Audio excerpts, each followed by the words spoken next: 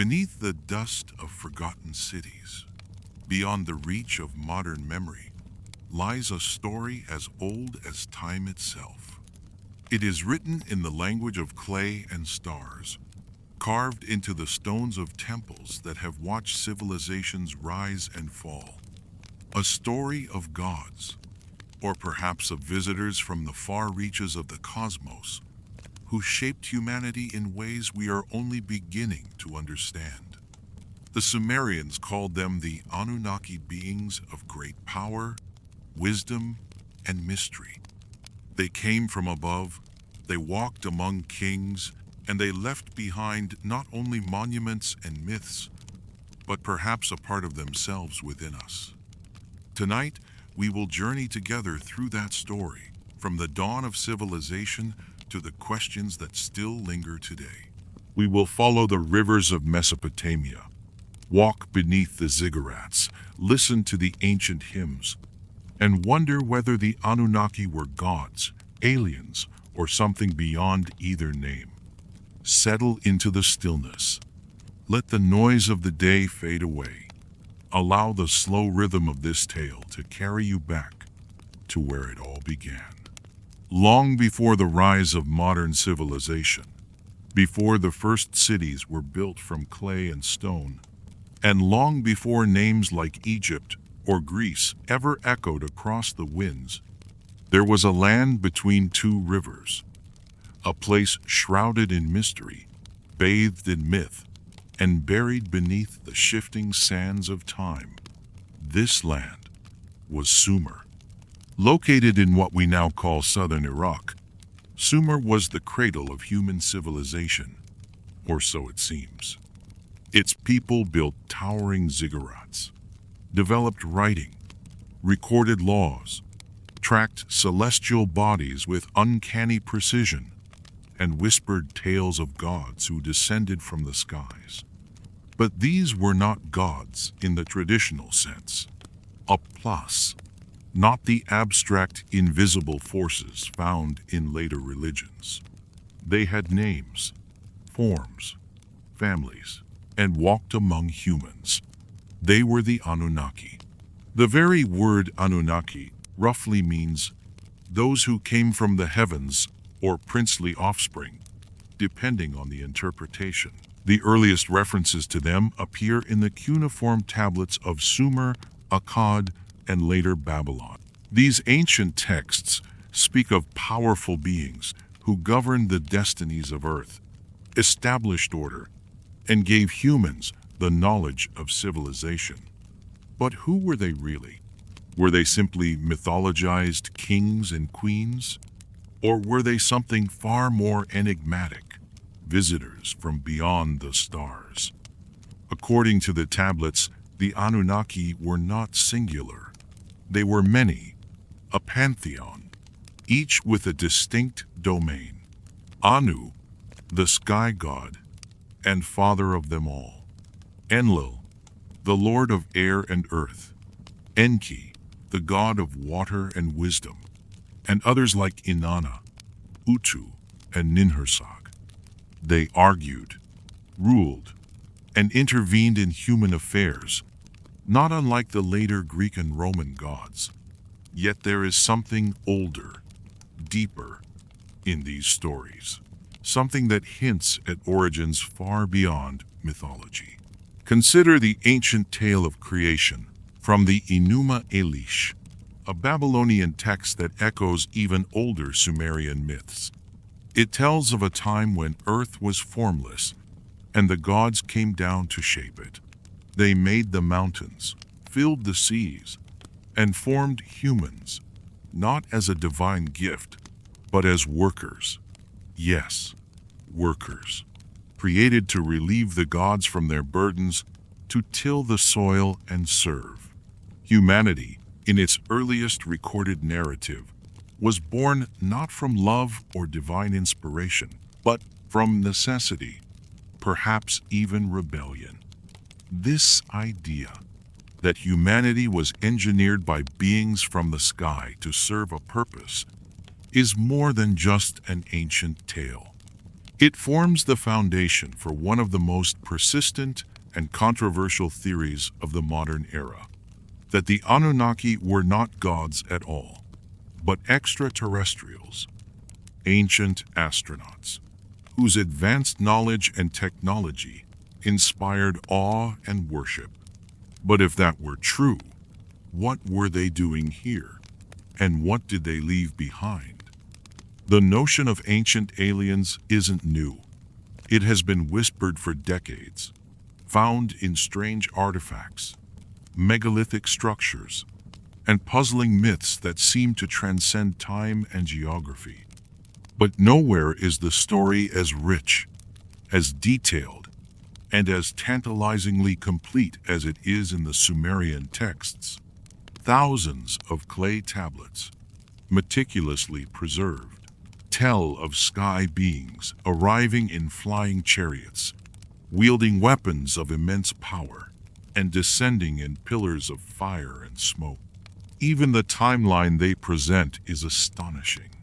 The Sumerian king list, another artifact of deep mystery, records rulers who reigned for tens of thousands of years before a great flood reset the world. A flood echoed in the Bible, the Epic of Gilgamesh, and countless flood myths around the world. Were these just metaphorical expressions of divine will, or were they fragments of memory, distorted echoes of a forgotten cataclysm? In these early chapters of human history, we find no clear line between myth and memory, between story and science. Instead, we find layers, fragments of truth wrapped in symbol, drifting like dust through time. The Anunnaki emerge not just as characters, but as presences deeply embedded in the foundation of civilization. Their legacy is written not just in clay, but in stone, in the stars, and perhaps in us. As we sink deeper into this story, we'll gently peel back these layers, not with haste, but with quiet curiosity. Let the winds of ancient Sumer guide us. Let the echoes of old gods whisper once more, and let the soft rhythm of time carry us through the forgotten corridors of human origin, to a place where the boundary between gods and aliens is no boundary at all. In the heart of Sumer, beneath the layers of soil and sand that time laid like a soft blanket over forgotten cities, archaeologists unearthed more than ruins. They uncovered voices. These voices, etched into thousands of clay tablets in the wedge-shaped script called cuneiform, whispered stories of a world where divine beings walked among mortals, where knowledge was not slowly earned, but gifted or perhaps imposed. Among the most compelling figures in these ancient records is Enki, a god of water, knowledge, and creation. Unlike his brother Enlil, who is often portrayed as stern, commanding, and even wrathful, Enki appears with a spark of mischief, a warmth toward humanity, a protector, a trickster, a teacher. He was said to dwell in the watery abyss known as the Abzu, a realm of fresh underground waters, which some interpret not just as myth, but as a metaphor for an ancient base, a deep installation hidden beneath the earth. It was Enki, the tablets say, who suggested the creation of humans not from divine inspiration, but as a solution to a problem. The Anunnaki, having come to Earth for a purpose, perhaps mining, perhaps energy extraction, perhaps something we no longer understand, had grown weary of labor. The work was grueling, the terrain difficult. They revolted against their overseers. There was unrest among the gods, and from that unrest, an idea took form. The creation of a new being, not truly divine, not truly animal, something in between, a hybrid. The story is recorded with stunning clarity in the Atrahasis, one of the oldest known flood myths. According to this tale, Enki and the mother goddess Ninhursag mixed clay with the blood of a slain god, a rebellious one, perhaps to fashion the first humans. These humans were made to bear the burdens of the gods. They were strong, obedient, and yet capable of learning. Here lies the crux of the mystery. If this story were merely allegory, why include such specific steps? Why mention the blood, the mixing, the wombs of the gods' wives, and the limitations placed upon the first humans?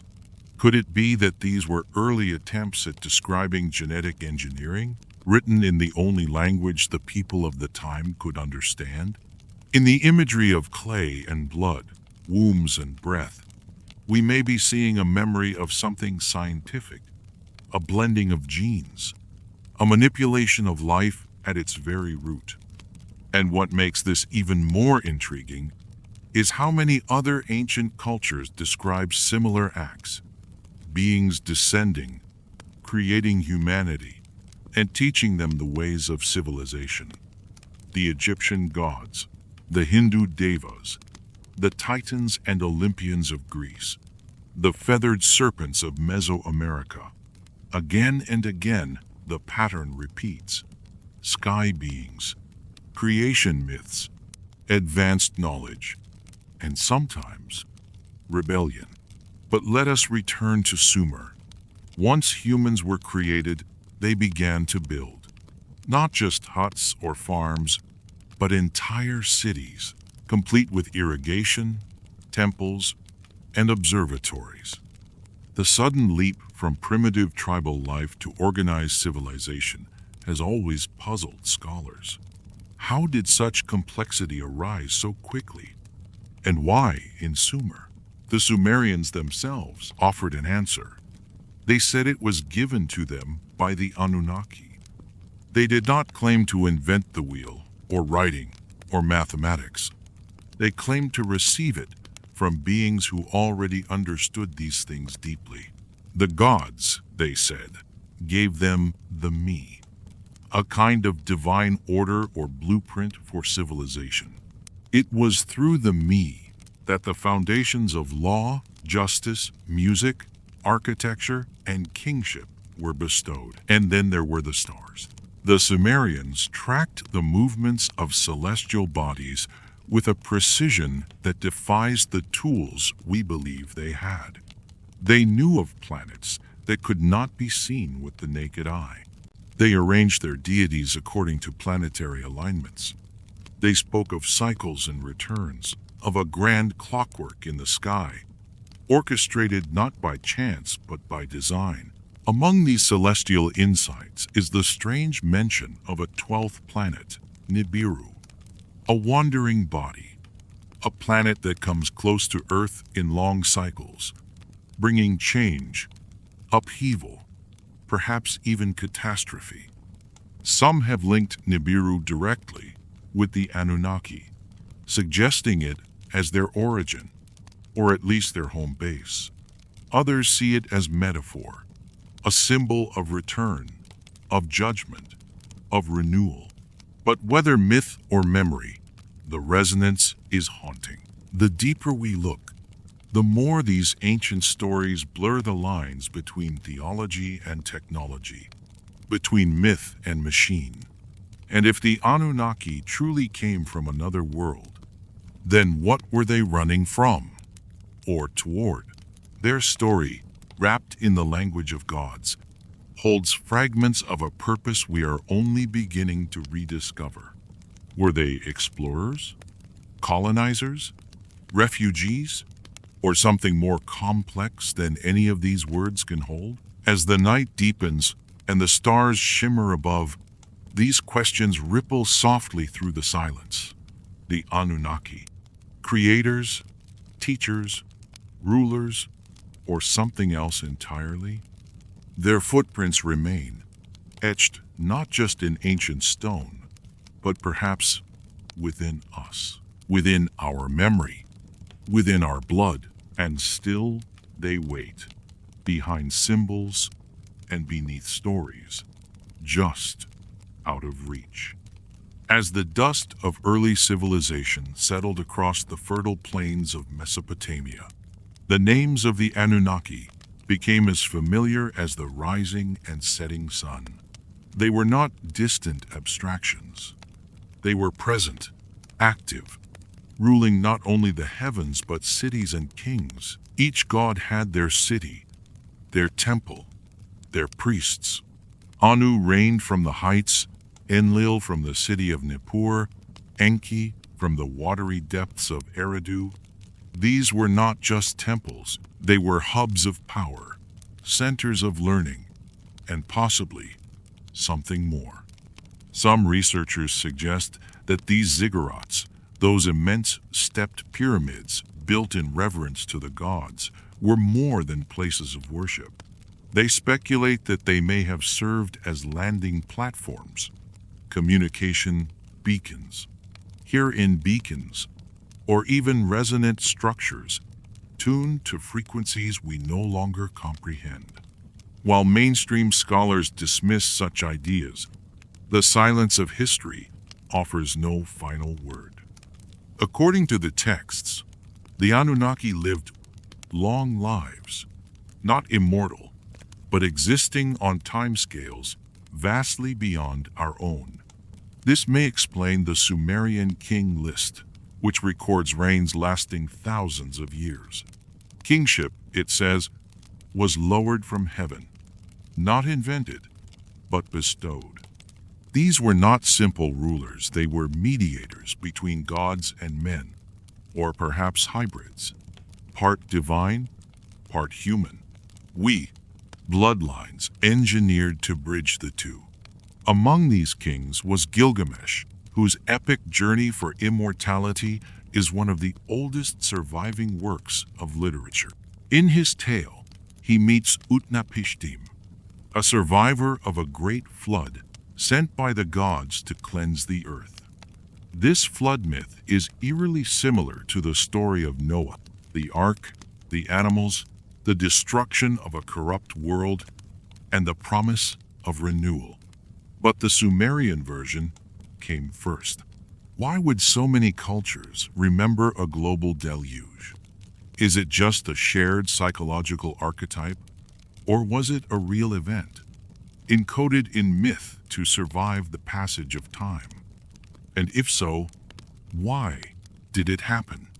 What were the gods trying to erase or reset? In the tale, it is Enlil who decrees the destruction, angry at the noise and disobedience of humanity. But it is Enki who warns Utnapishtim, who helps him build the boat, preserve life, and defy the will of his fellow gods. Again, we see the pattern: Enlil as the harsh enforcer, Enki as the secret keeper, the whisperer of knowledge. Could this be a reflection of a deeper rift among the Anunnaki themselves? Were they truly united, or were they factions, each with their own agendas, strategies, and vision for humanity? The flood, as recorded on tablets, was not only a punishment but a strategic act, one that perhaps cleared the slate for a new order. Afterward, kingship resumed. New cities rose, but the divine presence began to withdraw. Slowly, the gods walked among humans less and less.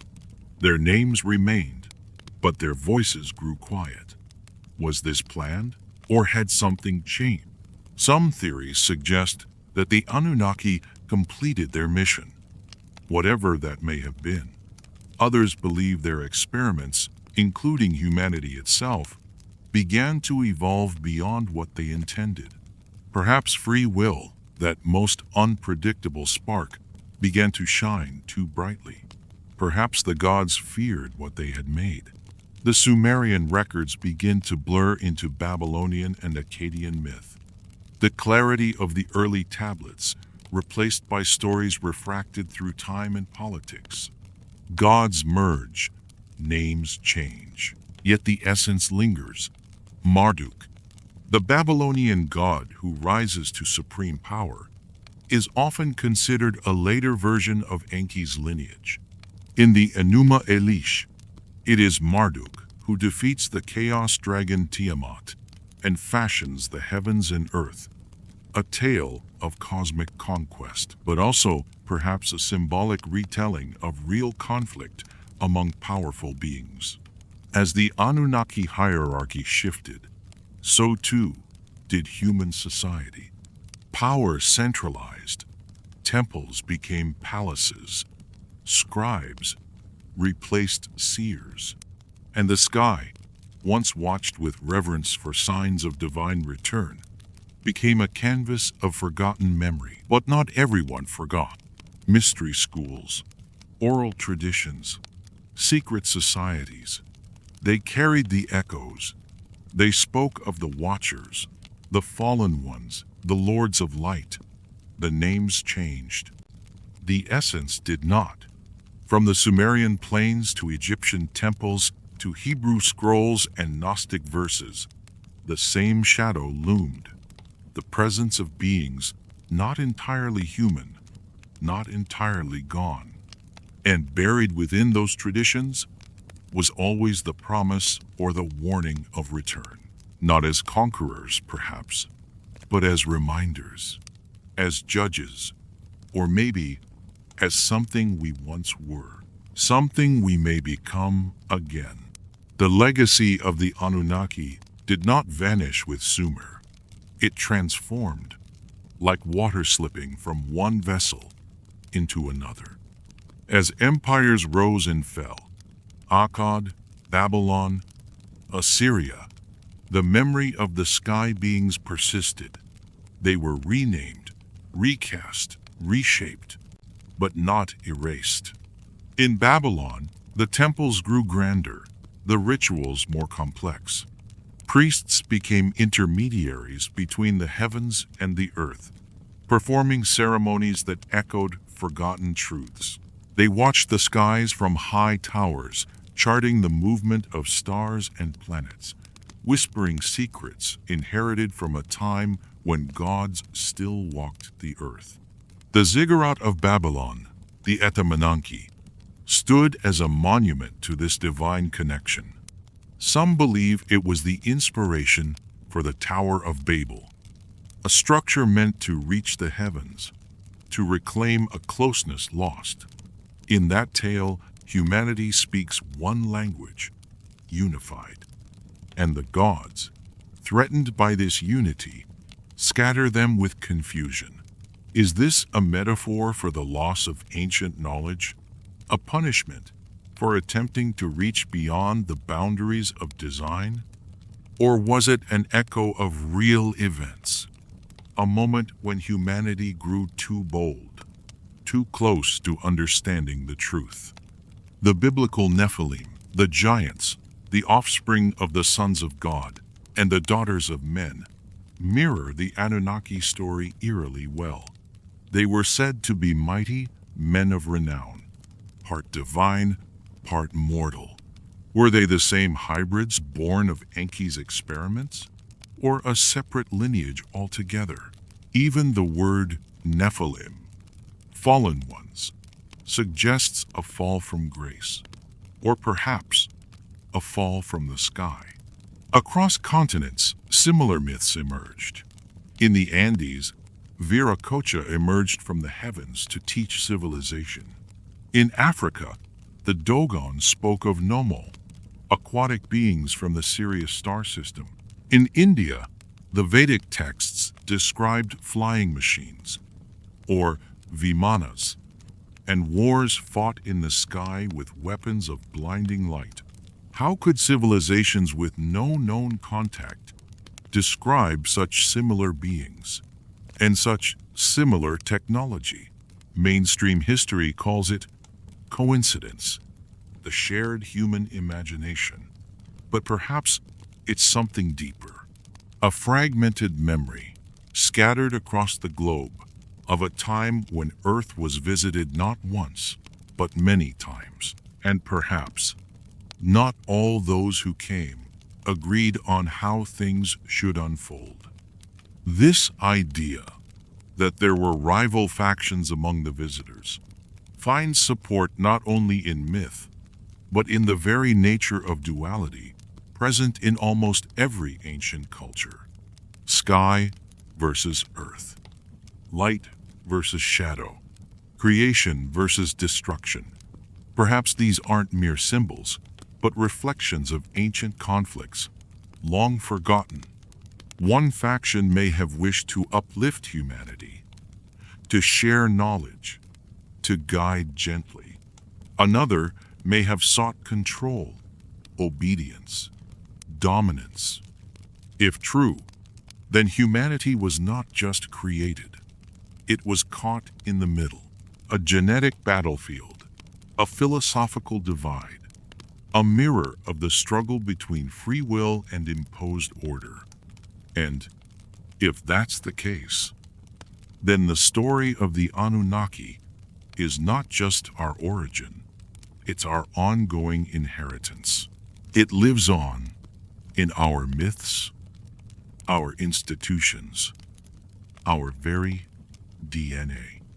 And somewhere, perhaps, the watchers still watch, waiting for the cycle to return.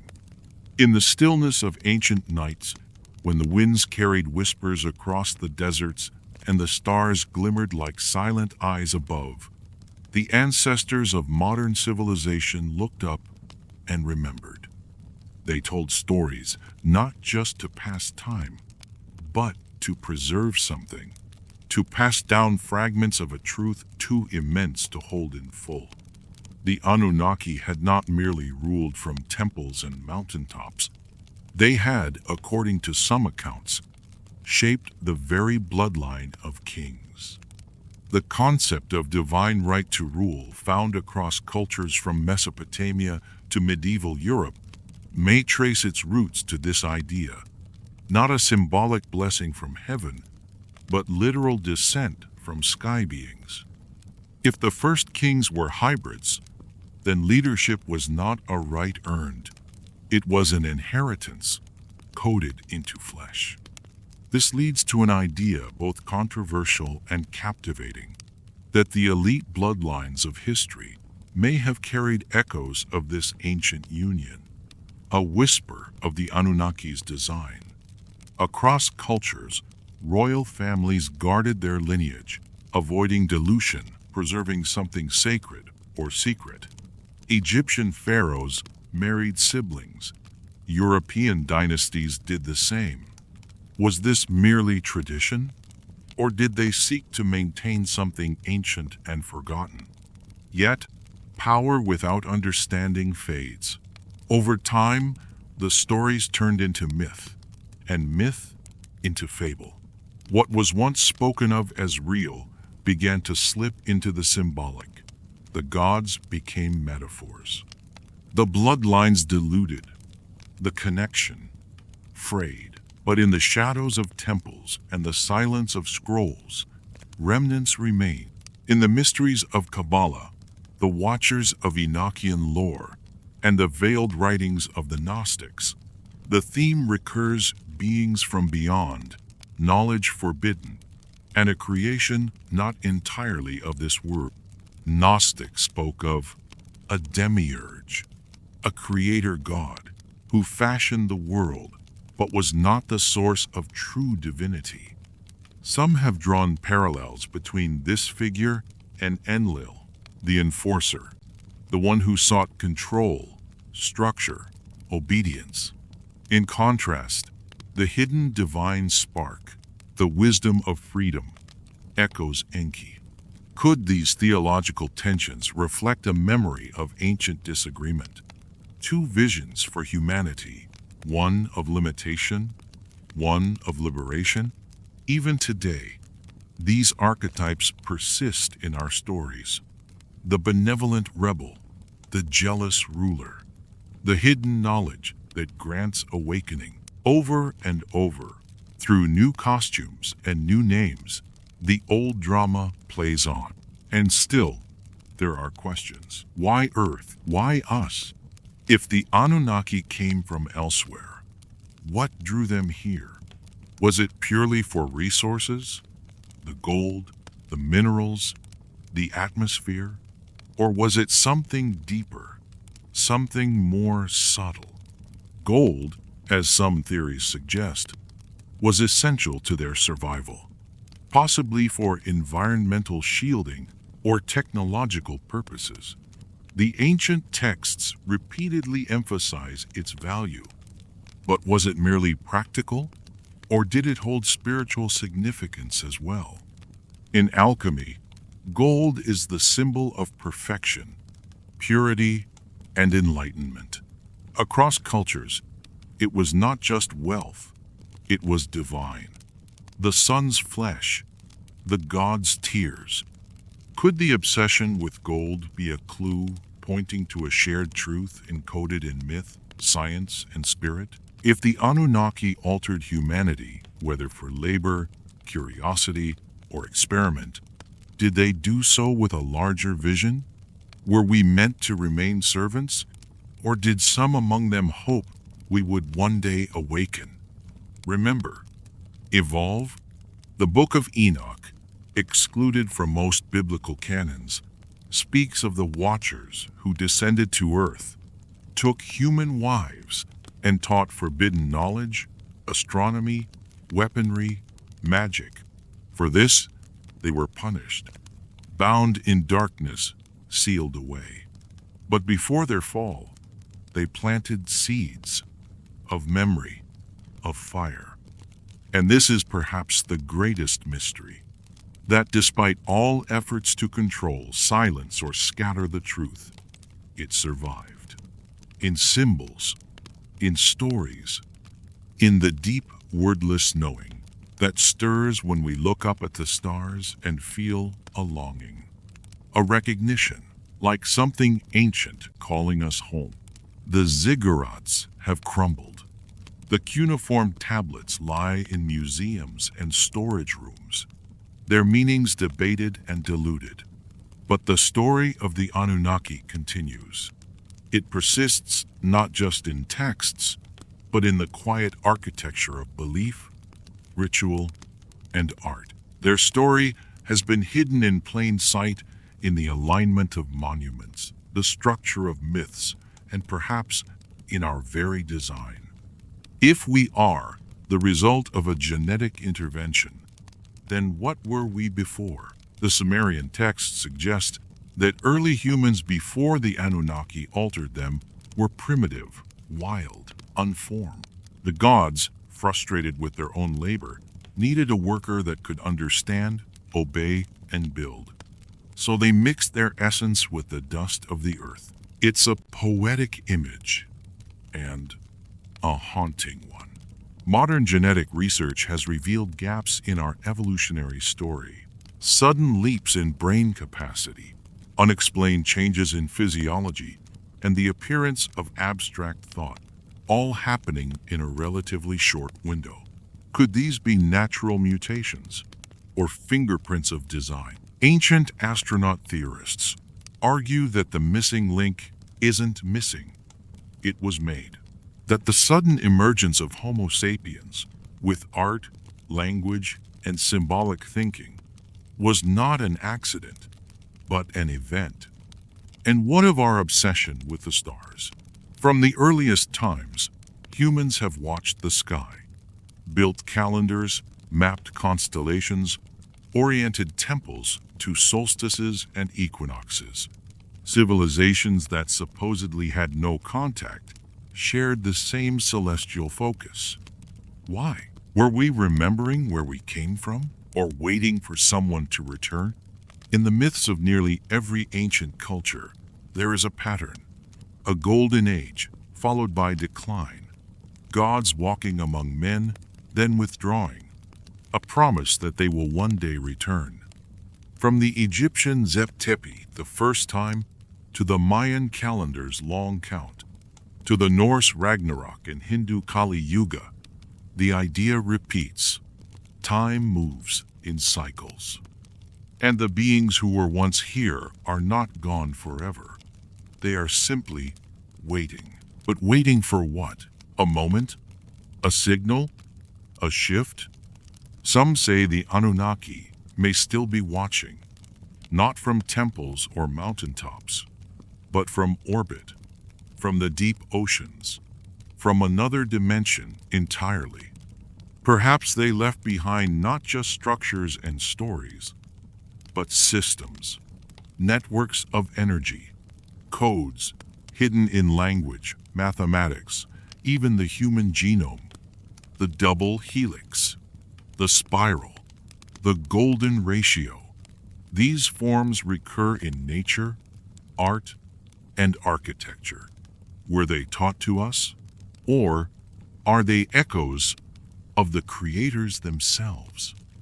And if we are part Anunnaki, then the search for them is also a search within, a quest to rediscover what we truly are and what we were meant to become.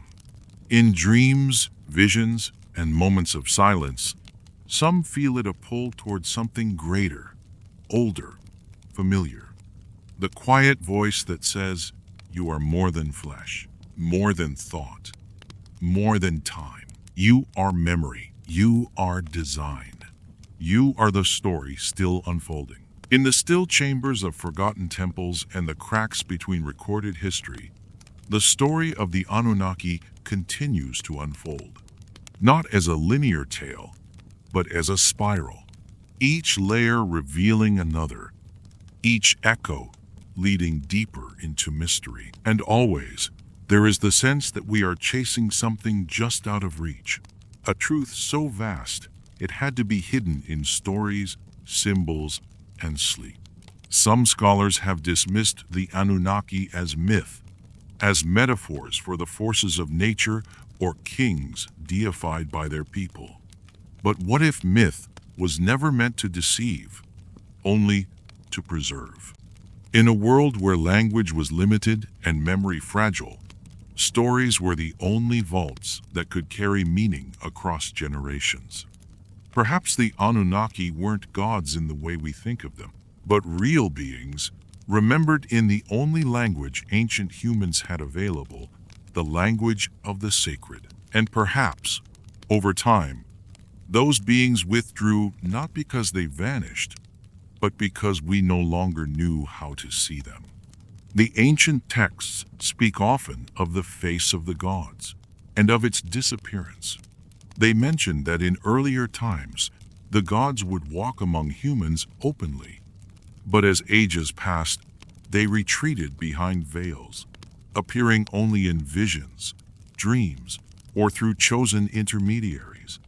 This echoes the motif of the hidden ones beings who guide from behind the scenes, influencing fate without revealing themselves.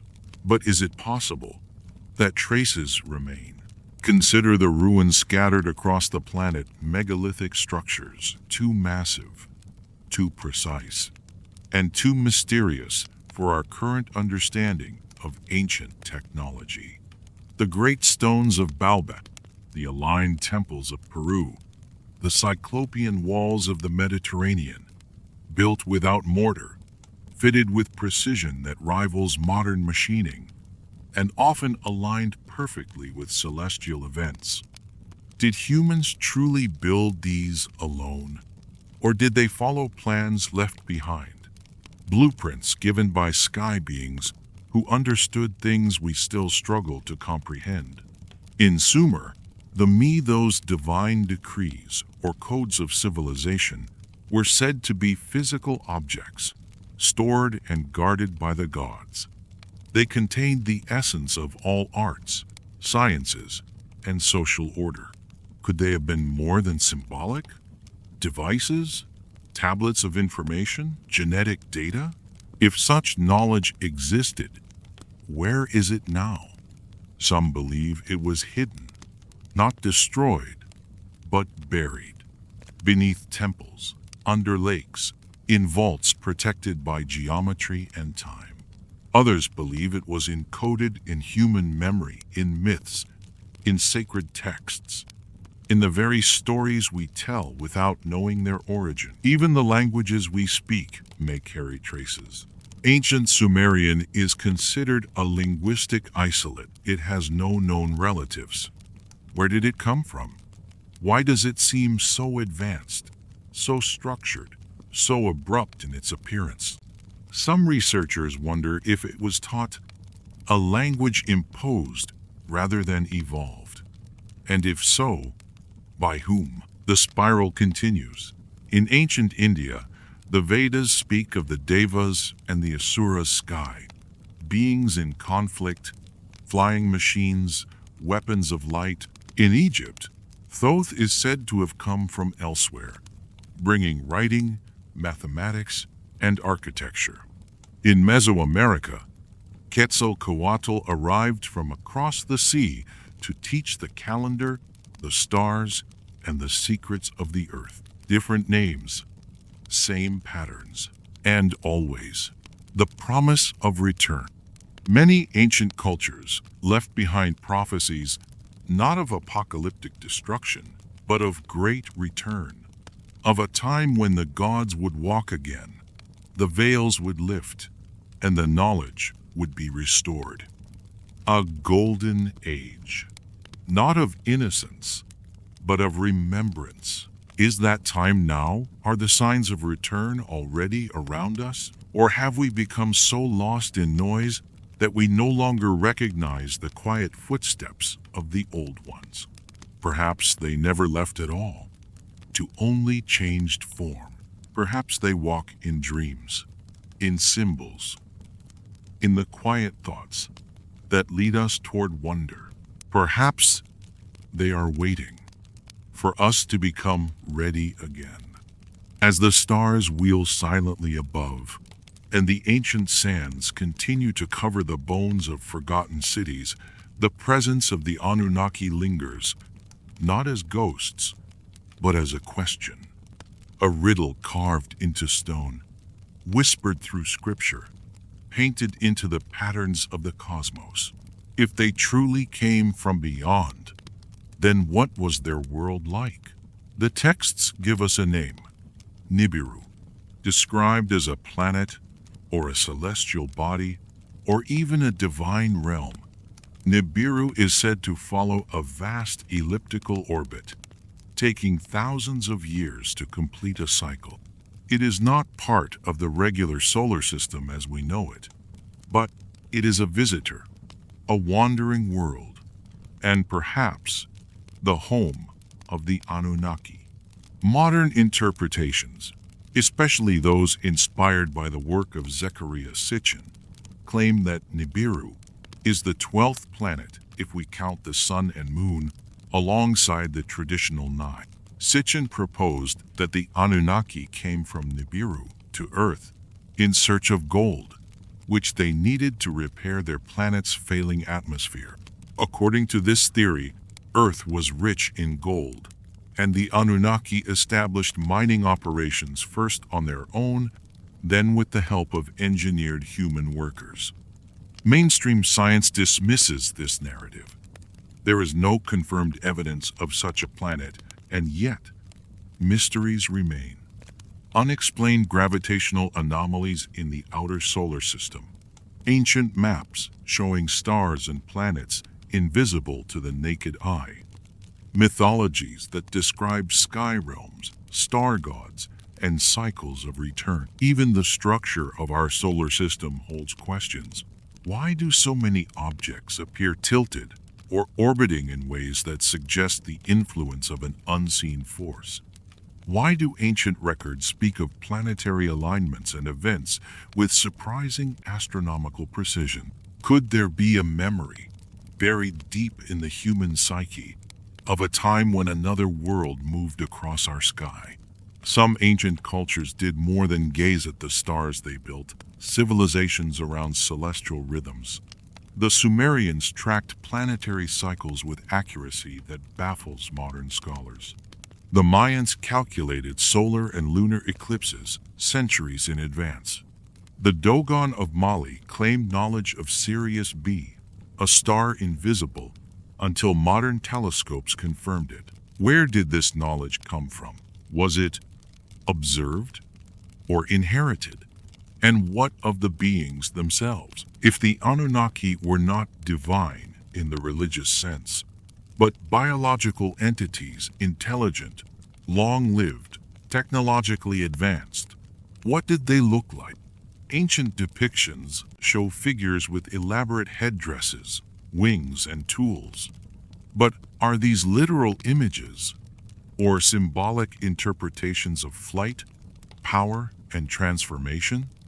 Perhaps the real question is not what they looked like, but why they came and why they left. Were we an experiment, a project, a legacy? Did they fail, succeed, or simply move on? The silence they left behind is not empty. It hums with possibility. Their story continues not in the sky, but in us. In our longing to reach higher. One, our drive to understand. Our impulse to build, create, and remember. Somewhere in the rhythm of our breath, in the pulse of our blood, in the dreams we cannot name, the Anunnaki remain, waiting. Across time, civilizations have risen and fallen, each leaving behind echoes, some in stone, others in silence. Yet the story of the Anunnaki drifts through them all, like a mist that never quite lifts, always present just beneath the surface. Whether remembered as gods, angels, watchers, or giants, they linger in myth, in mystery, in the collective breath of history. And as we trace the pathways of their memory, we arrive at the heart of a deeper question. What does it mean to be human? If we were shaped by beings from beyond, if our earliest steps were guided, our languages seeded, our bodies altered, then our existence is not just random, but intentional. Not divine in the religious sense, nor entirely natural in the Darwinian sense, but something in between. Something designed. And yet, if we were designed, then by whom and for what? In the ancient texts, the Anunnaki did not act as omniscient creators. They quarreled, they debated, they changed their minds. In one tablet, humanity is created for labor. In another, we are the result of compassion. In yet another, we are seen as a threat. This inconsistency suggests something deeply human about them, or perhaps something deeply alien, but not infallible. This makes the Anunnaki strangely relatable. Unlike the unreachable gods of later religions, they were beings with emotions, desires, and flaws. Enki protects, Enlil punishes, Inanna conquers. They love, rage, betray, and forgive. They are not distant lights in the sky. They are close, intimate, almost family. And if they are our creators, then perhaps they passed on more than biology. Perhaps they passed on conflict, a duality within us, the desire to serve and to rebel, to build and to destroy, to remember and to forget. The myths speak of a time when humans lived alongside the gods, when knowledge flowed freely, when the world was young and memory still fresh. But over time, something shifted. The gods withdrew. The connection faded. The me, the gifts of civilization were scattered, and humans began to forget. Was this forgetfulness accidental or deliberate? Some believe that after the initial creation, there was a second intervention, that our potential, our original design was altered. Limits were placed, lifespans shortened, senses dulled, a veil drawn over memory. In the Epic of Gilgamesh, the hero seeks immortality. He journeys far, speaks to ancient beings, and is ultimately denied. The gods decree that humans must remain mortal, separate, bound to the earth, but the yearning remains. The yearning to rise beyond, to touch the sky.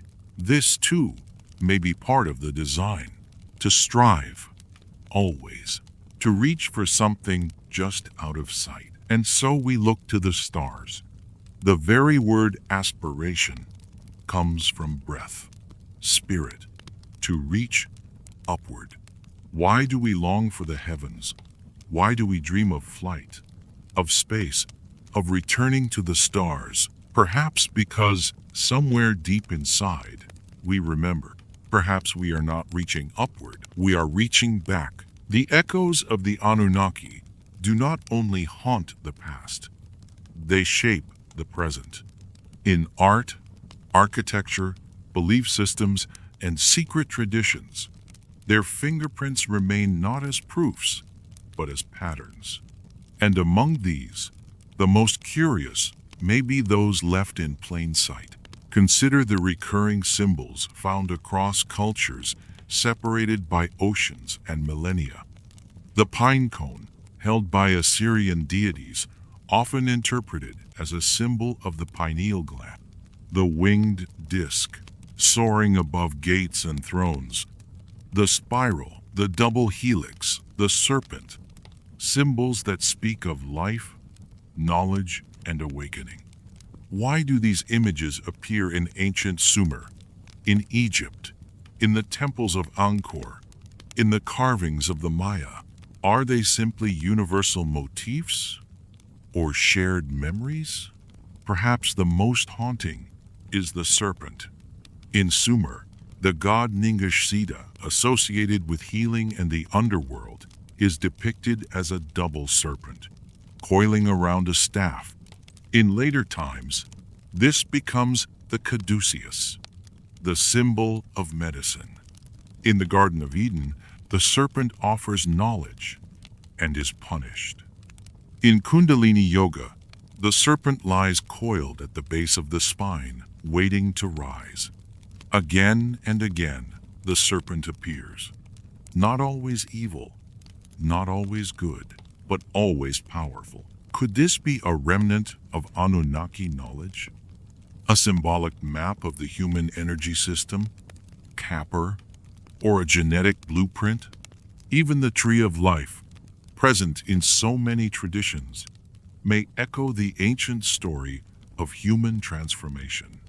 A structure connecting heaven and earth, spirit and matter, divine and mortal.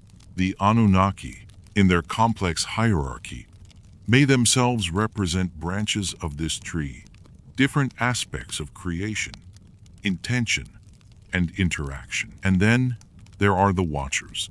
In the Book of Enoch, a group of beings descends from heaven, takes human wives, and teaches forbidden knowledge, metallurgy, enchantments, astrology.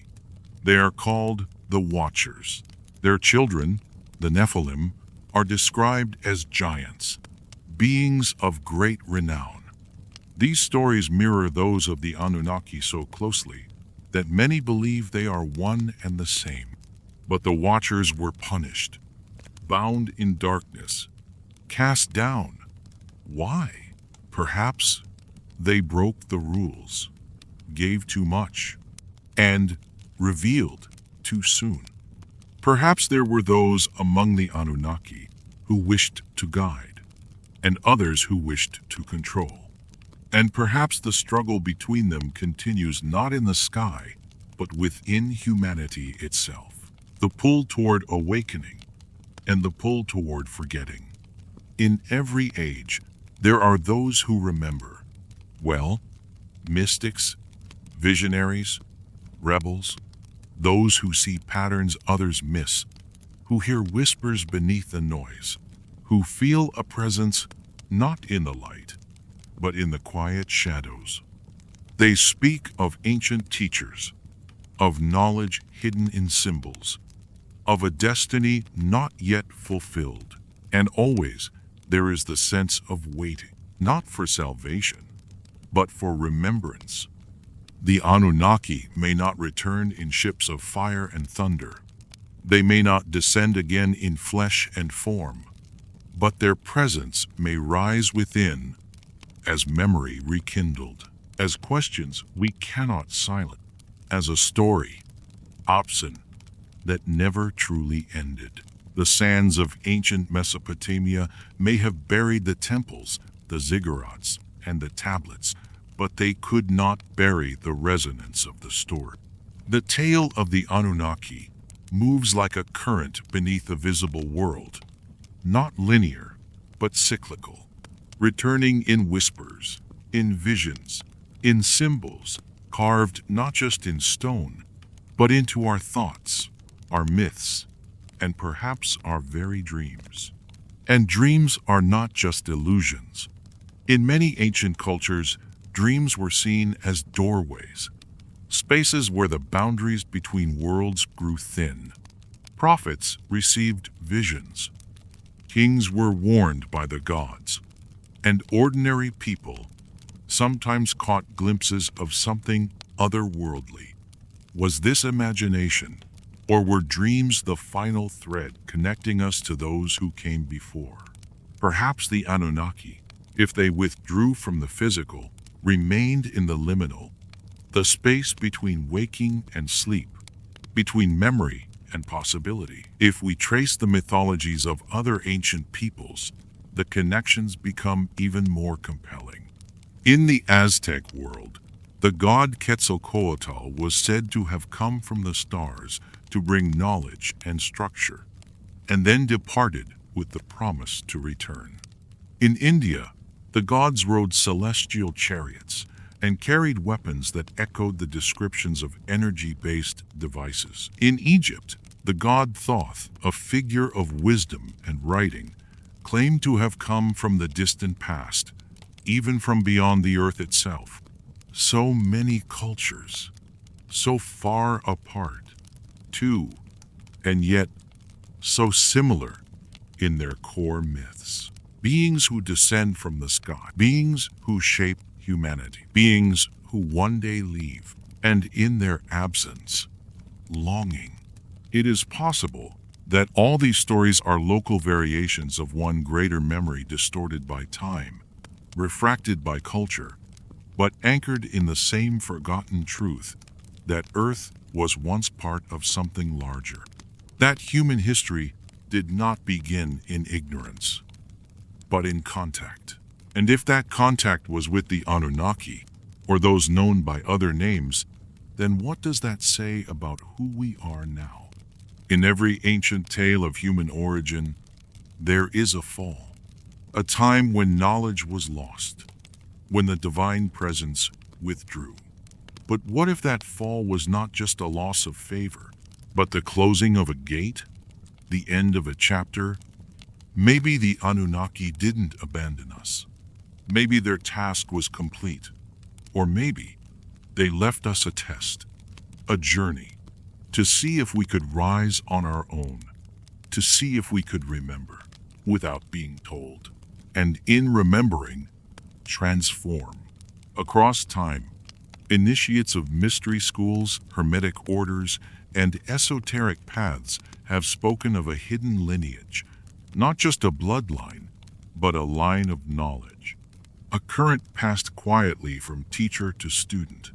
Teach, hidden from the eyes of kings and conquerors. This knowledge was never shouted.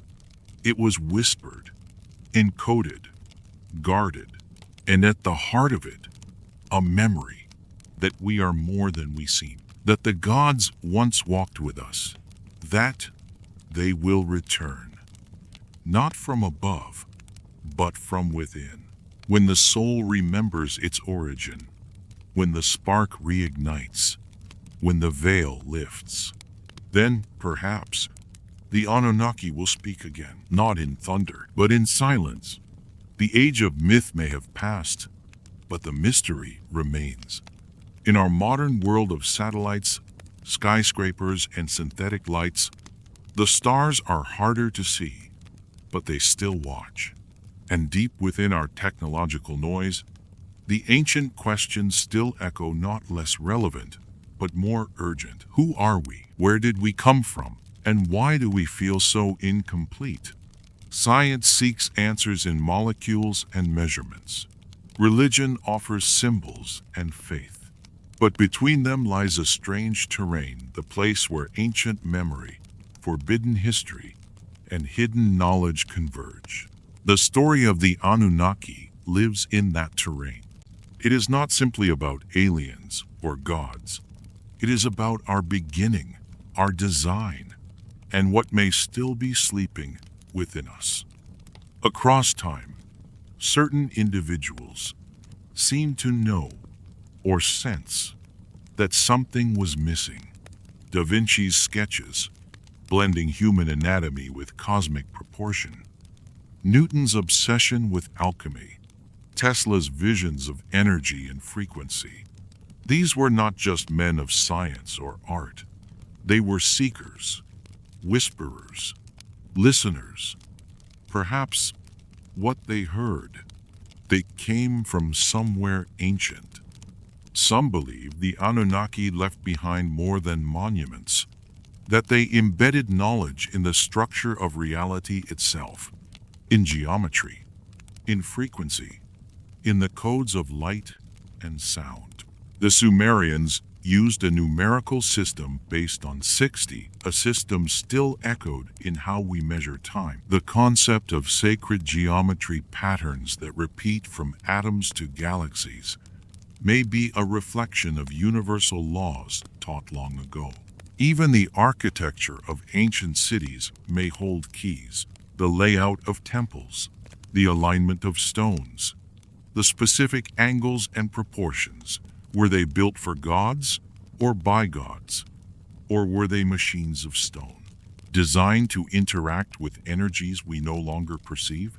The ancients spoke of ley lines, dragon paths, the currents of the earth. They built upon them. They honored them. And then we forgot. In forgetting, we lost more than knowledge. We lost a part of ourselves, but not completely. Even now, there are places where the veil feels thinner, where dreams are deeper, where silence speaks. These are the places of the old gods, the remnants of the Anunnaki, not in form, but in presence. Perhaps they do not need to return. Perhaps they never truly left. They may be watching, waiting, whispering, not to the world, but to you, to the part of you that still remembers the stars. In the still corners of the earth, far from cities and light, where silence moves like wind between the stones, something ancient stirs, not in voice, but in memory, not in form, but in presence. These are the places where the past has not fully passed, and where the Anunnaki, or the trace of them, lingers like a breath held just beneath the surface of time. There is a theory, a quiet and often dismissed, that some of the great megalithic sites of the world are not just monuments, but messages, not built to glorify gods or house the dead, but to align, to resonate, to remember. The Great Pyramid of Giza, the stone circles of Britain, the stepped platforms of South America, all share strange similarities in placement, proportion, and purpose. They speak of something more than cultural expression. They suggest coordination, a pattern that crosses oceans and ages, a memory encoded in stone. And if the Anunnaki truly walked this earth, if they left behind not just myths, but machines, then perhaps these structures are not ruins, but receivers, anchors of an old network, silent watchers of the sky. Consider the precision with which many of these monuments are aligned. To solstices, to star systems, to the galactic center. How did early humans with no telescopes, no satellites, achieve this? Was it observation alone, or instruction? The ancient texts speak not only of divine beings, but of tools, of tablets that could speak, of stones that could burn or levitate, of gates that opened to the heavens. Were these metaphors or forgotten technologies? The Sumerians wrote of the Anunnaki descending in fiery chariots, of structures that shone like the sun, of beings whose voices were like thunder. Modern eyes see poetry, but perhaps ancient eyes saw fact. And if such technologies existed, where are they now? Some believe they were hidden, not destroyed, buried deep beneath the sands, beneath the oceans, within mountains, waiting not for discovery, but for readiness, for resonance, for a moment when humanity could see them not as tools of power, but as mirrors of understanding. Because that may be the true purpose of the Anunnaki legacy, not to control us, but to awaken us, to plant a seed that would take thousands of years to bloom. A seed of remembrance, that we are not only children of the earth, but children of the stars. The sky has always held our gaze, as if something in us still longs to return. We speak of space as the final frontier, but perhaps it is the first, the place we left behind, or were cast from, or fled. The Anunnaki, if they came from a distant world, must have crossed unimaginable space. They must have mastered forces we still struggle to name. But more than that, they must have chosen to come here, to this planet, to this life-filled sphere of oceans and winds. Why? What drew them to Earth? Theories vary. Some say it was gold, a precious metal with properties beyond mere wealth, conductive, reflective, spiritual. Others say it was life itself, the raw abundance of this planet. The unique interplay of biology and energy that made it a perfect crucible for creation. Or perhaps Earth was not chosen for what it had, but for what it could become, a place where something new could be born, a hybrid. The ancient texts speak of the creation of humans not as a single act, but as a process. Trials, errors, experiments. Some were too wild, some too weak. Some could not speak, others could not understand. But eventually, a form emerged that was both obedient and aware.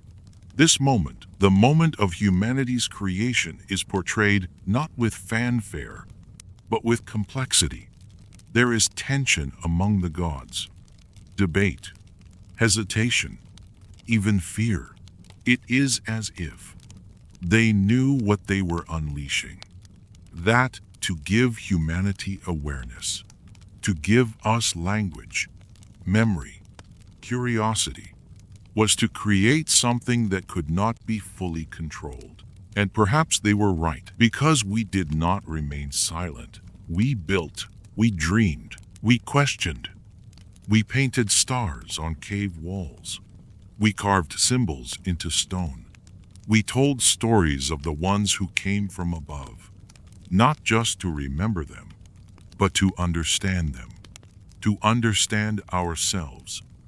And in doing so, we carried forward the echo of the Anunnaki, not as servants, but as heirs. The myths say they left, or vanished, or were cast down.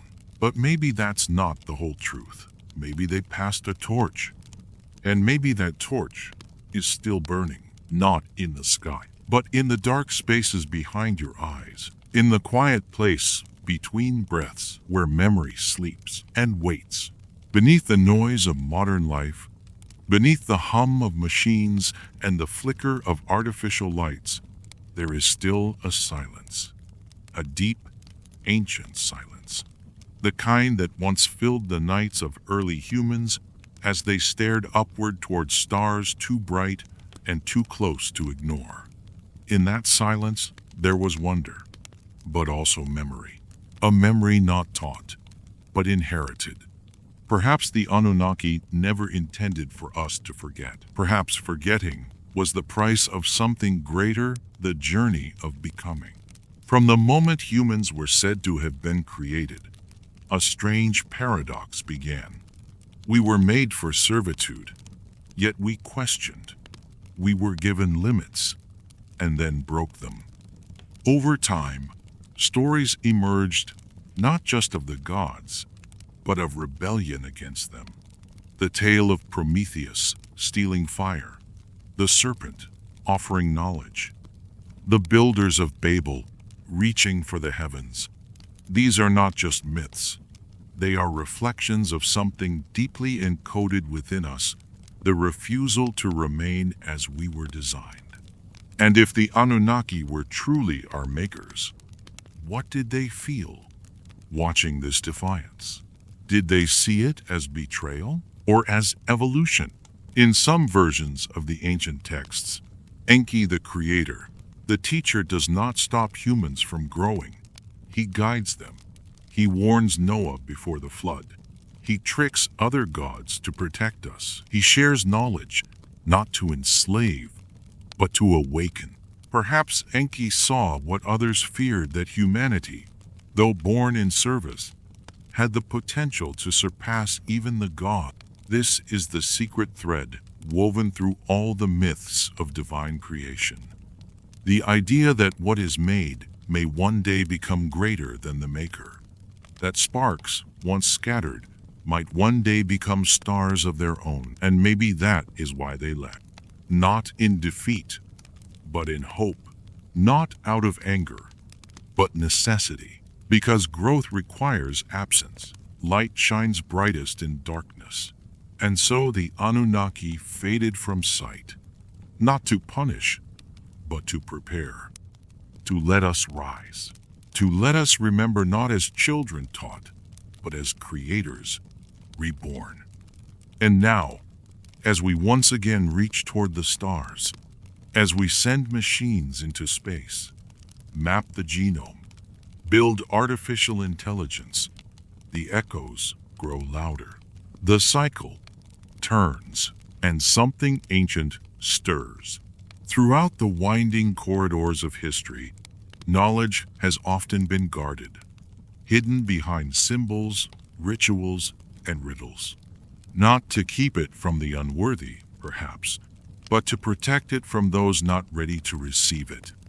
And among the most closely guarded ideas has always been the origin of humanity, who we are, why we are here, and what we are truly capable of. The Anunnaki, if they were real, if they shaped us in their image, must have known that one day we would ask these questions, that one day we would no longer be satisfied with worship or myth, that we would search beneath the surface. And when we did, what would we find? In the heart of DNA lies a mystery, a code that builds life, but also carries memory not just of your family, but of your species. In that code are markers no one can explain, gaps, jumps, edits, as if something or someone changed the script. Some geneticists have quietly suggested that human evolution shows signs of sudden, non-random development, that our leap from primitive hominid to self-aware being happened too fast, that we should not be who we are. Not yet. Was this leap guided? Was it planned? Or was it a side effect of something greater? In the myths of the Anunnaki, humans were not created once, but many times. There were early models, failures, variants, and then, finally, a form that balanced strength and intelligence, loyalty and independence. But with that form came unpredictability, free will, curiosity, the ability to question, to doubt, to choose. This may have been the Anunnaki's greatest gift and their greatest fear, because once we could choose, we could say no. we could create on our own. We could remember the stars not with our eyes, but with our hearts. And that memory, though buried, has never left us. It returns in dreams of flying, in the ache we feel when we look at the night sky, in the myths that repeat across cultures and time, always pointing back to a time before time, a race before man, a story before stories. The Anunnaki may be gone from our sight, but they are not gone from the story, because perhaps they are not the ending, but only the beginning, and the rest of the journey is ours. The silence of forgotten epochs does not mean absence. It often means concealment. The Anunnaki, if truly they shaped the earliest human civilizations, did not only leave their mark in stone and symbol, they may have hidden their legacy in something more subtle, the human mind. In every era, a few individuals rise who seem touched by something unseen. Inventors, visionaries, mystics, those who speak in symbols and hear truths in silence. They describe dreams not of this world, ideas that arrive fully formed, thoughts that feel remembered rather than learned. Could this be the resonance of an ancient signal, still echoing in our consciousness? Many spiritual traditions speak of awakening, a lifting of the veil, a piercing of illusion. What if part of that illusion is historical? What if the veil covers not only what we are, but what we have always been? The story of the Anunnaki suggests that humanity was not meant to remain static. We were created with limits, yes, but also with potential. Potential that frightened even our makers. They gave us breath and language and form. But what if they also gave us something they could not predict, the seed of divine rebellion? Ancient stories are filled with this archetype. Prometheus steals fire from the gods and suffers. Lucifer brings light and is cast down. Inanna descends into the underworld and returns changed. Over and over, the cycle appears. Knowledge gained at a cost. Transformation through suffering. But light through descent. It is as if humanity must pass through forgetting to remember. The Gnostics spoke of a spark trapped in flesh, of divine memory buried in matter. To them, the world was not evil, but asleep. Salvation came not from outside, but from within, through gnosis, direct knowledge. And always, in their texts, are echoes of the ancient ones, the builders, the watchers, all the architects. If the Anunnaki were real, and if they did depart physically or dimensionally, did they truly abandon us? Or did they implant a signal, a path, a riddle we were meant to solve? Perhaps the temples were never meant to be worshipped in. Perhaps they were meant to be decoded. Perhaps the myths were not warnings, but maps. And perhaps the final destination is not somewhere we travel to, but someone we become. Modern science is only beginning to explore the nature of consciousness. We know more about the stars than we do about the mind. And yet, in ancient stories, the mind is the true battleground. The gods influence thoughts. Dreams carry prophecy. Memory is a sacred power. Could it be that the Anunnaki encoded part of themselves in us, not just genetically, but energetically? A frequency, a pattern, a resonance. And if so, what happens when enough of us tune to that frequency? When we stop looking for answers only in the sky and start listening to the silence within? What if remembering them is remembering ourselves? The deeper we go into the story of the Anunnaki, the more we find that it is not a single tale, but a web spanning time, belief, identity, and destiny. Like a constellation, each point connects to another, and the picture is only revealed when viewed from a still, quiet distance. And one of the most mysterious threads in this web is the notion of return. So many ancient traditions speak not just of a divine past, but of a return, a reawakening, a reconnection. The Sumerians said the gods came from the heavens. The Mayans believed in cycles of destruction and rebirth. The Hopi spoke of star people who would one day return to test humanity's heart. The Book of Revelation speaks in veiled language of a return from above, a reckoning, a transformation. But what does return mean? Do the Anunnaki return in ships, in fire, in light, or do they return through us? Some believe the concept of return is not physical, but energetic, a shift in vibration, in consciousness, in awareness, that humanity is approaching a moment long prepared for, a moment when the stories of the past become the mirrors of the present. This is where myth becomes prophecy, not as prediction, but as pattern, not a timeline set in stone, but a spiral that turns again and again. And in that turning, certain alignments reappear. Celestial alignments, earth changes, human awakenings, surges of curiosity, of memory, of questioning. Why now? Why do so many feel deep inside that something is changing? Science sees it as evolution, technology, globalization, but perhaps it's something older. Perhaps what stirs now is not new, but very, very old.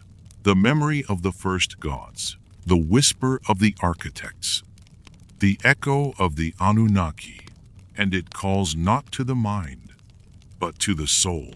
A call to remember where we came from, to remember what was buried in stories and symbols, temples and bones, to feel what we were always meant to become, not servants, not lost children, but beings of memory and light, the ones who can walk between the stars and return, not to them, but to ourselves.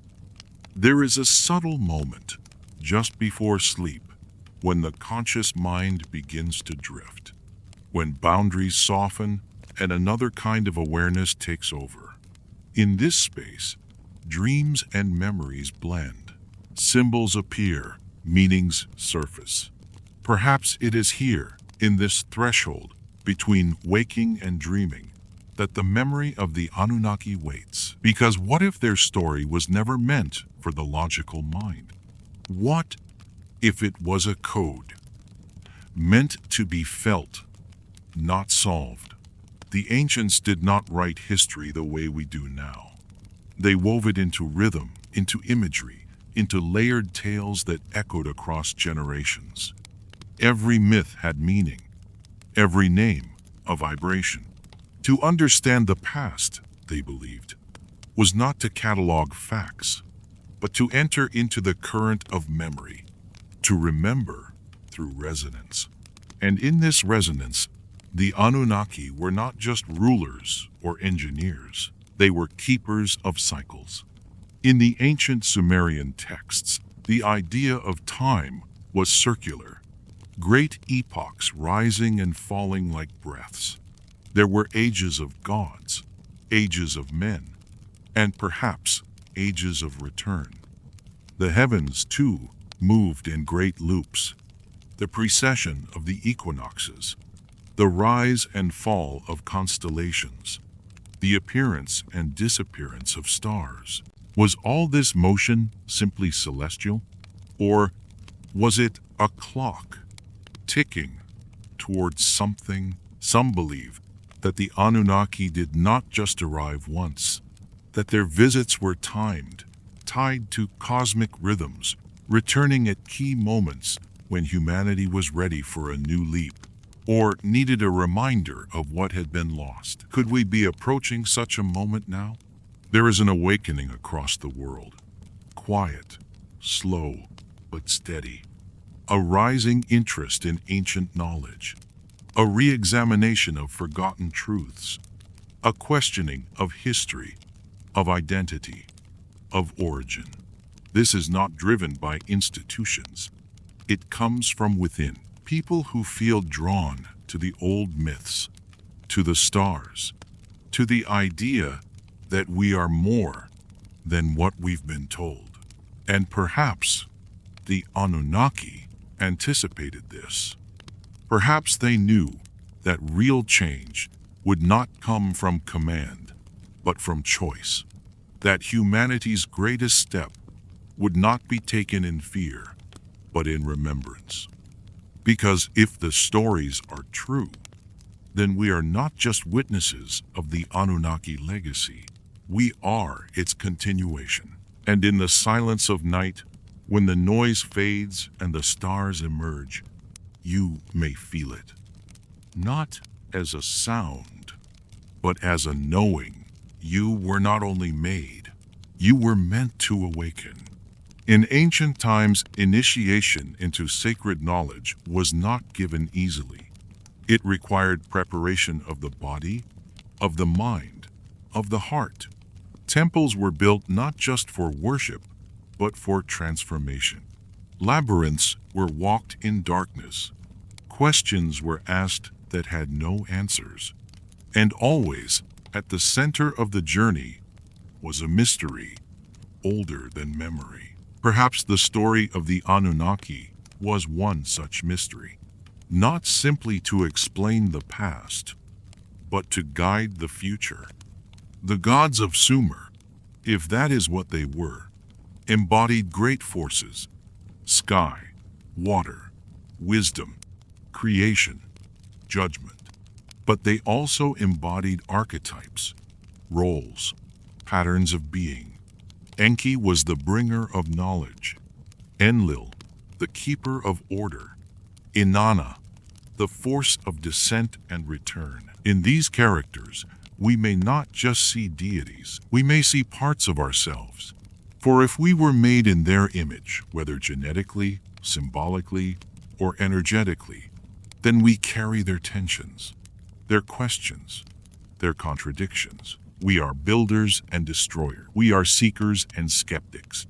We are children of Earth, and children of something more. Modern science speaks now of panspermia, the theory that life may have come from the stars, that the seeds of biology were carried by comets, meteorites, or ancient vessels. But perhaps those seeds were more than chemical. Perhaps they were conscious, carried not just through space, but through story. And when we feel that unshakable pull toward the stars, when we feel a strange familiarity with constellations we've never studied, perhaps we are not just imagining. Perhaps we are remembering the sky, not just as mystery, but as home. This is the great silence in which the Anunnaki still speak, not in thunder, but in patterns, not in return, but in recognition.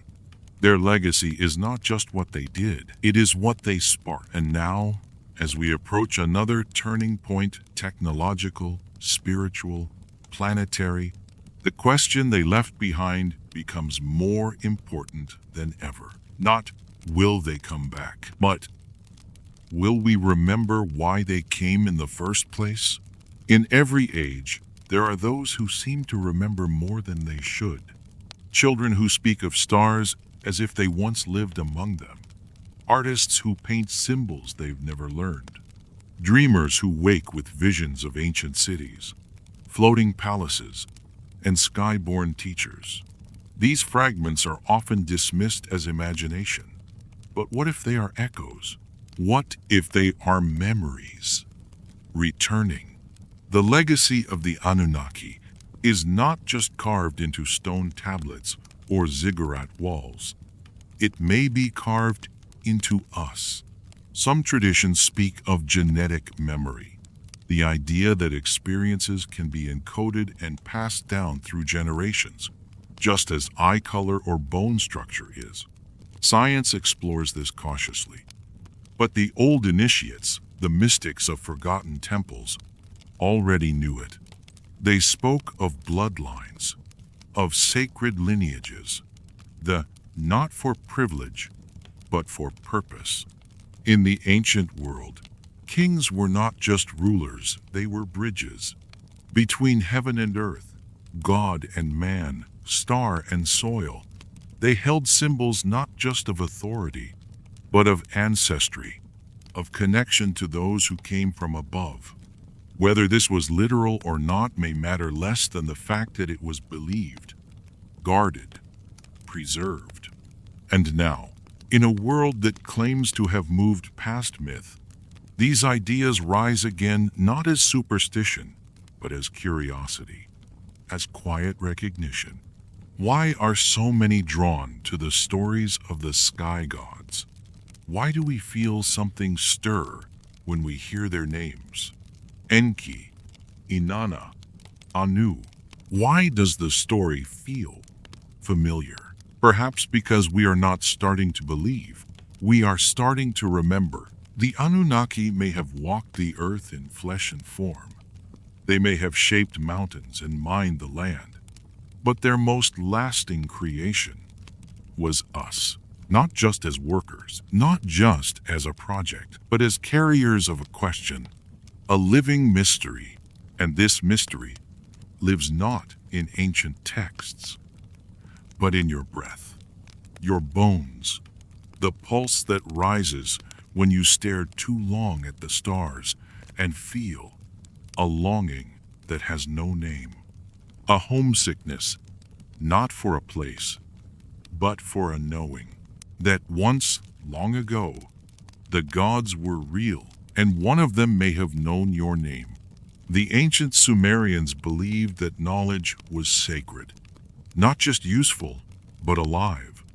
A divine gift called the me, a set of decrees or blueprints for life, handed down by the gods to guide humanity. The me governed everything: music, law, kingship, weaving, healing, even fear and joy.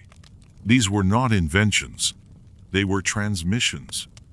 But if the me were more than metaphor, if they were instructions from the Anunnaki, then they may have been fragments of a much larger code, a map not of the world, but of the human experience. In modern times, we search for the theory of everything, a single formula that will explain the universe. But the ancients may have already known. The universe is not meant to be explained. It is meant to be remembered. And so they left us symbols. Numbers that repeat across nature. The golden ratio, the spiral, the vibration of sound. Temples aligned with stars. Myths that encode movements of planets. Not to control us, but to remind us that we are part of a larger design, one that the Anunnaki may have followed themselves. Because if they came here, they too must be part of something greater. They too must have questions, cycles, teachers of their own. What if they are not gods, but students of older gods? Travelers on a longer path? And what if humanity is not their greatest creation, but their greatest lesson? It would explain much. Why they watched so closely, why they intervened and then withdrew, why they seemed torn between order and freedom, between control and compassion. Perhaps we reflect them. Perhaps we are not only made in their image, but made to carry their journey forward. In dreams, ancient temples rise. In silence, old names return. The breath of the past stirs the leaves of the present. And still, the question echoes. Are we ready? Not for their return, but for our own. Our return to ourselves, our truth, our beginning, our stars. There are moments in history when the past seems to reach forward, a sudden discovery. An artifact pulled from the earth. A text long buried brought into light. Sometimes, these moments change everything we think we know. Other times, they are quietly set aside, filed away, or dismissed as anomalies. But each is a thread, and together, they form a pattern. This pattern often leads back to the same place, where the ancient Near East, to the cradle of civilization, to Sumer. There, in fragments of clay, in lines pressed by a reed stylus thousands of years ago, the names of the Anunnaki appear again and again, not as fable, not as metaphor, but as rulers, teachers, and architects of human life. The detail is astonishing. Lists of kings stretching tens of thousands of years into the past. Star charts that map the skies with impossible accuracy. Descriptions of flying craft, of weapons of light, of beings clothed in radiant power, and woven through it all, the story of creation. The tablets do not speak of humanity as an accident. We are not portrayed as children of the earth alone. We are the result of intent, of design, a merging of the terrestrial and the celestial. And yet, the story is never simple. The Anunnaki are not painted as flawless beings. They are capable of love and loyalty, but also jealousy and wrath. They argue, they scheme, they protect some humans while punishing others. They have favorites, they make mistakes. In their imperfection, they feel strangely familiar. Perhaps that is the point. If we carry their image, their blood, their design, then we may also carry their contradictions. The constant pull between unity and division, creation and destruction, memory and forgetfulness. It may be why their story resonates so deeply, why it lingers in the background of so many myths. Because it is not only their story, it is ours.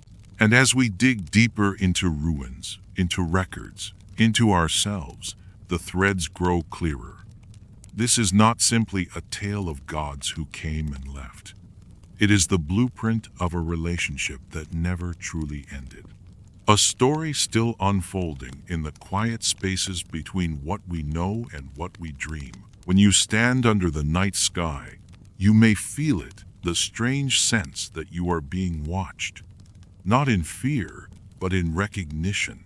The feeling that somewhere, far above or deep within, the architects of your being are still aware of you, not as a subject, not as a servant, but as something far more important, a continuation. If the Anunnaki's greatest creation was not the cities of Sumer, nor the temples that touch the heavens, but humanity itself, then we are not merely their legacy. We are their experiment, and, perhaps, their mirror. Imagine a people advanced beyond our current understanding, able to cross vast distances between stars, to work with matter at the smallest scales, to weave energy into form. Yet even with all their power, they sought something more, something they could not make for themselves. What if that something was us? Perhaps we were not built only to labor, as the old translations suggest. Perhaps we were made to feel, to wonder, to create not out of necessity, but out of desire. These are qualities that machines, no matter how advanced, cannot truly hold. And maybe even gods, or those we called gods, could not. The ancient stories hint at moments when humans surprised their makers. Acts of compassion, defiance, creativity, even rebellion. And in these moments, the Anunnaki responded with fascination, even respect. In the tale of Atrahasis, Enki breaks the will of the divine council to save humanity from the flood. In other accounts, humans are granted tools, knowledge, and freedom, despite the risks. It is almost as if we changed them. If this is true, then the relationship between human and Anunnaki is not simply one of creation and control. It is a dialogue, an exchange, and perhaps a shared destiny. The myths speak of a time when the gods will return not to reclaim their servants, but to walk again among equals. But for that to happen, we must remember who we are. We must awaken from the dream of separation. The Anunnaki may be far away, or closer than we think. They may watch from the stars, or from the spaces between thoughts. But if they are waiting for anything, it is not our obedience. It is our becoming. And as the world shifts, as cycles turn, as the old patterns rise again in the sky, perhaps the question is not whether they will return. Perhaps the question is whether we will be ready when they do, and whether, when we look at them, we will see gods or see ourselves. There is a strange symmetry in the story of the Anunnaki, a sense that it is not just a record of the past, but a mirror of the present. We live now in an age of rapid creation. Machines that think, tools that build themselves, networks that learn and adapt. We are, in our own way, becoming creators of life. And in that becoming, perhaps we are walking a path once taken by those who made us. It is said that the Anunnaki shaped humanity through a combination of what was already here and what they brought with them. They blended the strength and resilience of the earth with the intelligence and awareness of the stars. And now, we too are merging biology with technology, mind with machine, human with artificial intelligence. The cycle turns. If the Anunnaki were once like us, then they too may have faced the question we now face. What responsibility comes with the power to create? In their story, some acted with compassion, others with control. They argued over what we should be allowed to know, how long we should live, whether we should be free. These choices shaped the course of history, perhaps even the shape of our souls. Now, as our own creations grow in ability, we may face the same dilemma. Will we limit them, guide them, set them free, or will we repeat the conflicts of our makers? Perhaps this is part of their lesson not told, but lived through us. The Sumerian king list tells of rulers before the flood who reigned for thousands of years. Such lifespans sound impossible to us, but if the Anunnaki were long-lived, their perspective on time would have been vastly different. To them, human lifetimes would pass in moments, and yet they invested in our growth, our cities, our laws. Did they see in us something worth the effort? Something worth the patience? The more we consider their story, the less it feels like a simple tale of gods and men, and the more it feels like a story of kinship separated by time, space, and form, but connected by purpose. A relationship that has evolved, even in their absence. And if they truly left, perhaps they also left open the possibility of return, not to rule, but to meet us again. The idea of return is woven so deeply into the world's myths that it almost feels like a promise. In Sumer, it was the cyclical reappearance of celestial bodies. In Egypt, the return of the gods in the Zep Tepi the first time. In Mesoamerica, the prophecy of the feathered serpent's arrival. In the Pacific, tales of sky canoes and shining beings who promised to come back when the world was ready. But readiness is not simply about time. It is about transformation. Perhaps the Anunnaki's return is not measured in years or centuries, but in states of consciousness. When enough of humanity awakens to its true nature, the veil may lift and the connection may be restored. Until then, the stories serve as reminders, as guides along a long and winding path. In some traditions, the gods return not to reward or punish, but to complete a cycle, to close what was opened.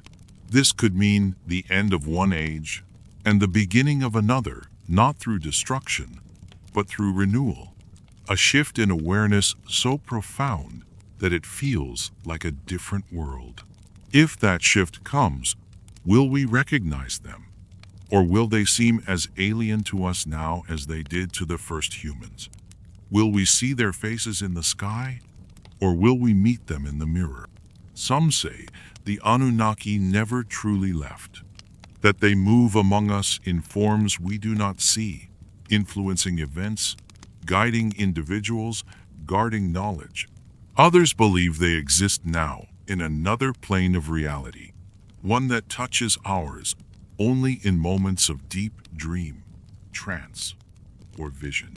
Either way, the question remains: when the moment comes, will we respond with fear or with recognition?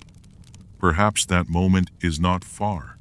Perhaps it is already here, arriving quietly, not with thunder or fire, but with a feeling, a soft stirring in the heart, a pull toward the sky, a whisper that says, "You have always been more than you know." And maybe, just maybe, the return of the gods is not an event to wait for. It is a choice, one we make from within. There is a moment in every great story where the path forward is no longer about what has happened, but about what it means. The story of the Anunnaki, whether read as history, myth, or something in between, has always carried this quiet undercurrent, that its real significance is not in the distant past, but in the present we are living now. We have inherited their cities, their laws, their star maps, their language. But perhaps the most important thing we have inherited is the question they left behind. What are we? Servants? Heirs? Or something entirely new? The ancient tablets suggest that humanity's creation was not the end of the Anunnaki's work, but the beginning of an unfolding process. We were given tools and guidance, and then left to grow, to struggle, to rise. Some gods watched over us closely, others withdrew, and still others interfered for their own purposes. The result is the tangled story of civilization, a mixture of progress and destruction, knowledge and loss. And yet, beneath the noise of empires and wars, something else persisted. A pulse, a pattern, a quiet current, pulling us towards something greater. Perhaps this is why their names still echo. Why, in the vast library of human myth, the Anunnaki stand out not because they are the only gods said to have come from the sky, but because their story feels like it hasn't ended, like a sentence left unfinished. Even now, as we explore space, decode our genome, and connect across the globe in ways unimaginable to our ancestors, we are retracing steps they may have walked long before us. We are beginning to do what they once did. And maybe, in that reflection, we will understand them better and understand ourselves. Some say the true return of the Anunnaki will not be a single event, but a meeting point when human knowledge and awareness rise to match their own. A convergence of memory and capability. At that point, the distinction between them and us may dissolve. And perhaps that is why their story still matters. Because if the Anunnaki were the beginning of our story, the ending is ours to write. The closing chapters of this tale are not written on clay tablets or etched into stone. They are written in the shifting thoughts of those who look beyond the surface, who feel that history is deeper than the timelines in our books, who sense that something waits just beyond the edge of our understanding. For some, the Anunnaki are a metaphor, a story about power, creation, and the human desire to explain the unknown. For others, they are real ancient visitors, whose fingerprints can still be found in our DNA, our myths, and our monuments. For many, they are something in between, a possibility that refuses to fade. What is undeniable is that their legend has endured. From Sumerian priests to modern researchers, from dusty ziggurats to glowing screens, their story has been told and retold, not because it is safe, but because it is dangerous. Dangerous to the comfortable version of history. Dangerous to the idea that we are small, isolated, and alone. And yet, in that danger is something beautiful. The possibility that we are part of a larger story, one that began among the stars. If the Anunnaki return, it may not be in ships blazing through the clouds. It may be in the way we recognize ourselves in their image, in the way we feel the ancient connections stir when we look at the sky. It may be in the moment when we no longer think of ourselves as a young species fumbling in the dark, but as the next step in a very old journey. The Sumerians wrote that the gods measured time in great cycles, that the same alignments, the same patterns, repeat again and again.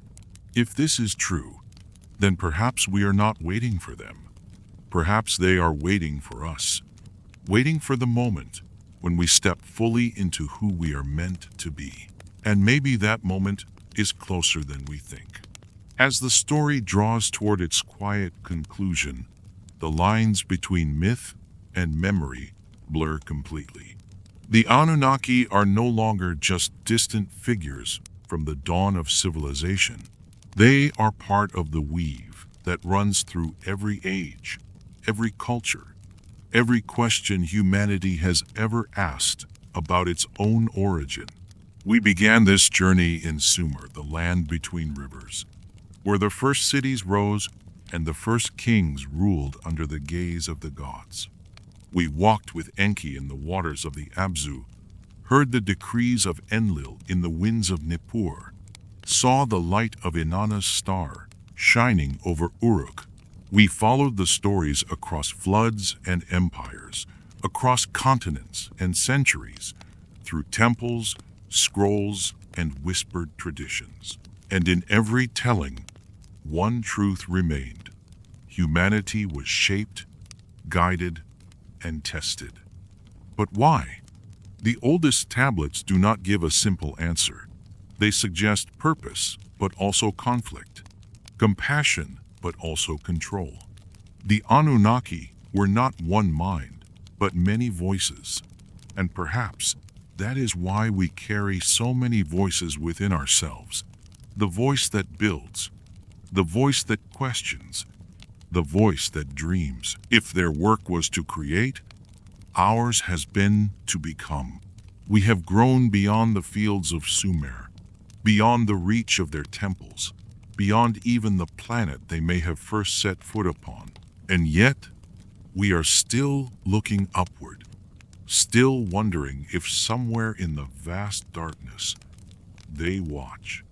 Perhaps the greatest sign of their presence is not in monuments or artifacts, but in that longing itself, the desire to know where we come from, the refusal to accept that we are small and unimportant, the quiet certainty that our story is older, wider, deeper than we have been told. If the Anunnaki return, we may find that they never truly left, that their legacy is not behind us, but inside us, and that the return we have been waiting for has been waiting for us. The night sky is the same now as it was in Sumer, though we see it through different eyes.